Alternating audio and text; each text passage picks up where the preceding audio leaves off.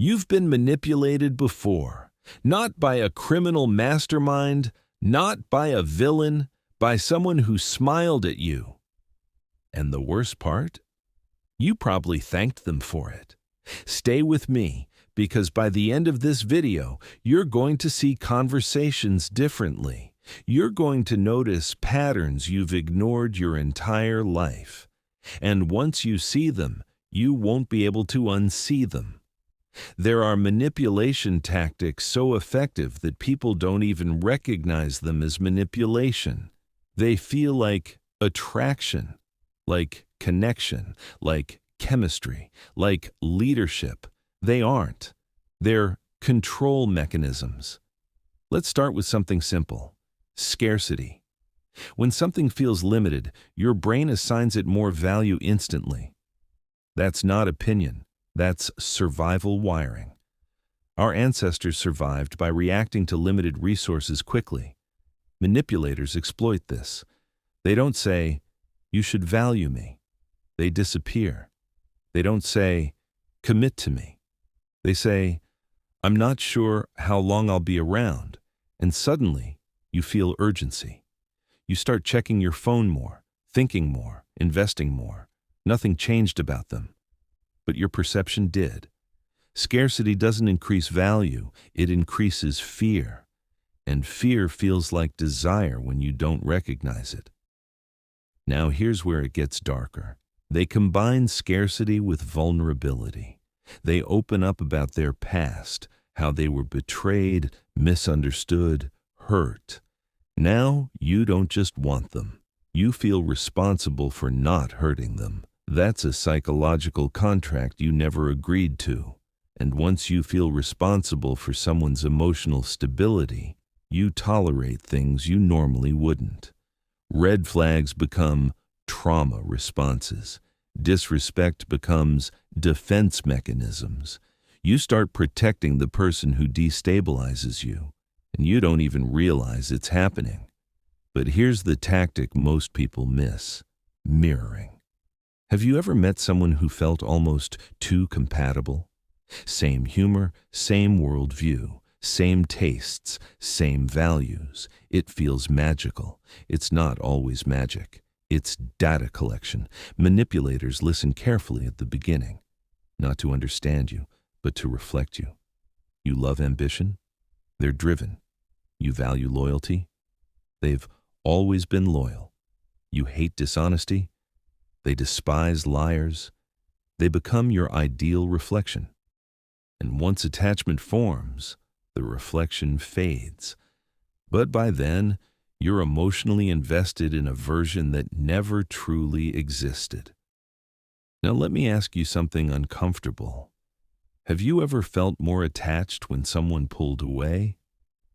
That's not coincidence. That's conditioning. When someone gives consistent attention, your brain stabilizes. But when they suddenly withdraw without explanation, your nervous system goes into threat mode. What did I do wrong? You chase resolution. They return. Relief hits. Dopamine spikes. You associate relief with them. This is the same reward pattern used in gambling machines. Unpredictable reward creates stronger addiction than steady reward. That's why hot and cold behavior is so powerful. It's neurological leverage. Now here's the manipulation that damages confidence long-term: strategic ambiguity. They avoid labels, avoid definitions, avoid clarity. I never said that. You assumed. We didn't define it. Ambiguity keeps options open, but it keeps you unstable. When something isn't clearly defined, your brain fills the gap with optimism. You imagine potential, you imagine future, you imagine stability that hasn't been earned, and the manipulator benefits from your imagination. But the most psychologically dangerous tactic? Reframing reality. You say, "That hurt me." They respond, "You're too sensitive." You say, "That doesn't make sense." They say, "You're overthinking." You confront inconsistency. They question your perception. Slowly, your certainty erodes. And once someone makes you doubt your perception consistently, they gain narrative control. This isn't loud manipulation. It's quiet, precise, controlled. You leave conversations confused instead of resolved, and confusion is control. But wait, here's where most people fall deeper. Moral positioning. They present themselves as calm, logical, mature. If you react emotionally, they stay composed. Now the dynamic shifts. They look stable. You look reactive. The issue disappears. Your reaction becomes the issue.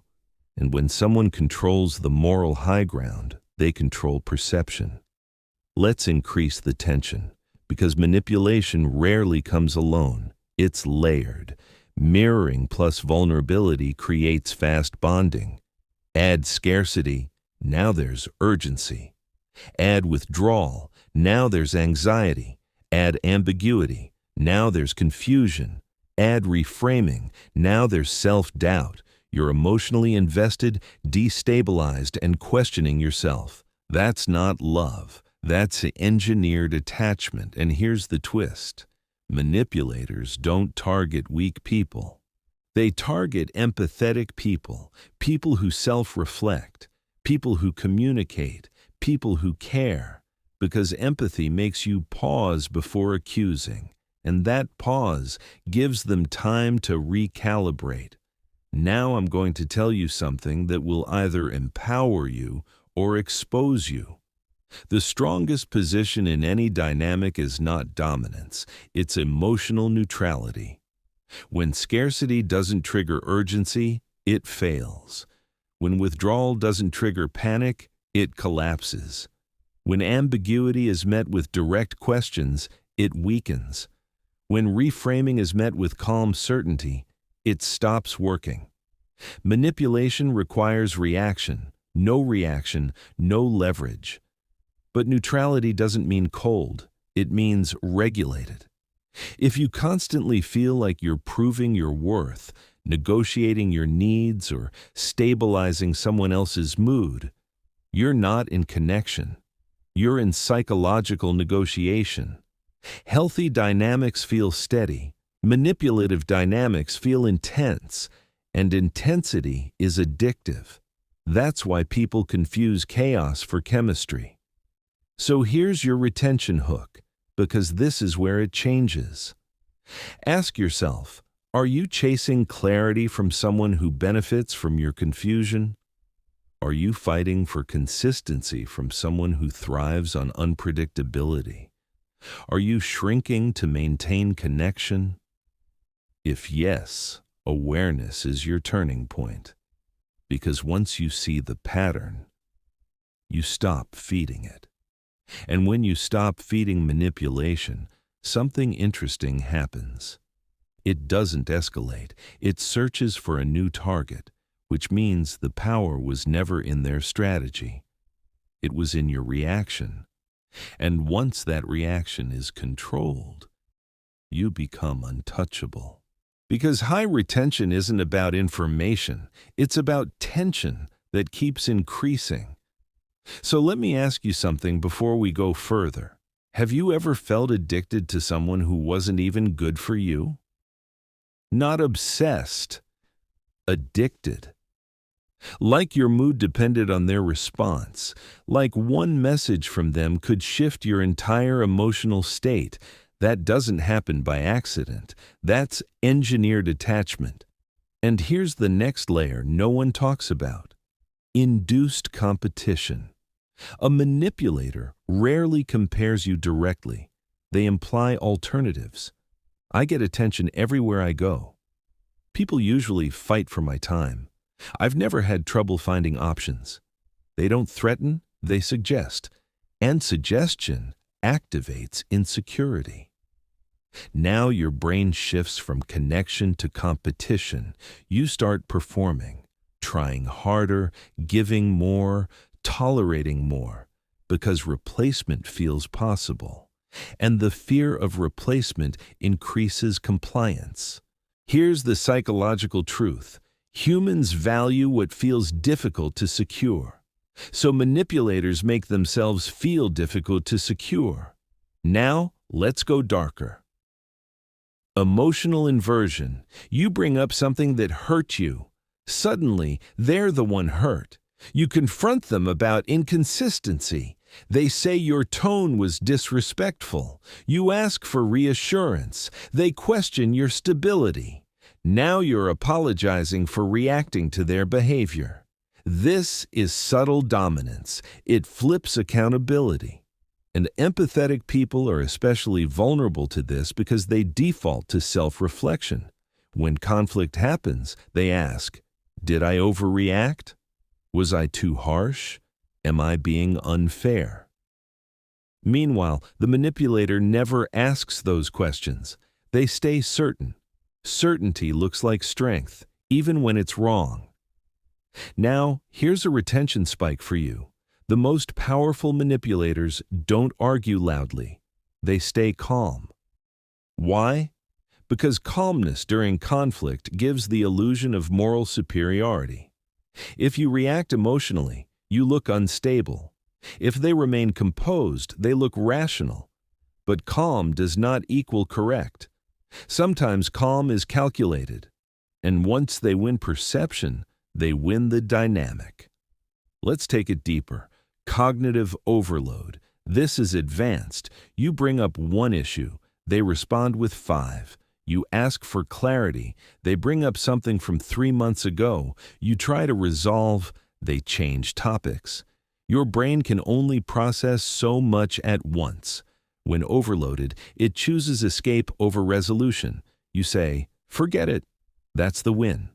Not resolution, exhaustion. If conflict becomes mentally draining every time, you stop confronting. And once you stop confronting, control stabilizes. Now we enter the most dangerous stage, identity shaping. This doesn't happen in weeks. It happens slowly. They praise certain traits in you. You're so calm compared to others. I love how understanding you are. You're not dramatic like most people. Sounds positive, but it's directional reinforcement. You start leaning into those traits more. You become more accommodating, more patient, less confrontational, because you want to maintain the version of yourself they approve of. Over time, you shift, and one day you realize you're quieter than you used to be, more cautious, less expressive. That's not growth, that's adaptation, and adaptation under psychological pressure reshapes identity. Now, pause, because this is where most people either wake up or justify. You might be thinking, but they're not evil. Manipulation doesn't require evil intent. It requires strategic self-interest. Some people learned these behaviors as survival mechanisms, but survival strategies in relationships still cause damage. Intent doesn't cancel impact. Now, here's the power shift. You don't fight manipulation with aggression. You fight it with clarity. When someone implies scarcity, you don't chase, you observe. When someone withdraws, you don't panic, you continue your pace. When someone reframes your feelings, you restate them calmly. When someone avoids clarity, you ask directly. And if clarity isn't given, you treat that as information, not a challenge. Here's the mindset shift that changes everything. Stop trying to win the dynamic. Start evaluating it. The moment you move from emotional participant to calm observer, power rebalances. Manipulation feeds on urgency. If you remove urgency, the system collapses. Let me increase the tension one more level. The rarest form of strength is emotional non-reactivity, not suppression, regulation. When scarcity doesn't rush you, when withdrawal doesn't shake you, when ambiguity doesn't confuse you, the manipulator loses calibration data. They can't adjust tactics without reaction feedback. Silence with stability is destabilizing to someone who relies on emotional hooks. But here's the truth most people avoid. Detachment only works if you're genuinely willing to lose them. If you're detaching as a tactic to make them chase, you're still in the game. True power is being okay either way, because once you're okay either way, control disappears. Now ask yourself honestly, are you attached to the person or attached to the intensity? Are you in love or are you in withdrawal cycles? Are you seeking connection or are you seeking validation? Brutal questions. But clarity lives inside brutal honesty. Healthy dynamics feel steady. Manipulative dynamics feel thrilling, and humans mistake thrill for depth. But depth is calm. Depth is consistent. Depth doesn't destabilize you. Here's the final shift. The most dangerous person in any manipulative dynamic isn't the manipulator. It's the person who finally becomes indifferent, not angry, not reactive, indifferent, because anger still gives energy. Indifference removes supply. And once supply is removed, the system shuts down. You don't need to expose them. You don't need revenge. You don't need a dramatic exit. You just need self-respect, strong enough to walk without explanation. That's the move they can't predict. Because manipulators predict emotion. They don't predict neutrality. And once you master neutrality, you don't fear manipulation. You detect it. You assess it. And if necessary, you exit it. That's not cold, that's controlled, and controlled minds don't get controlled.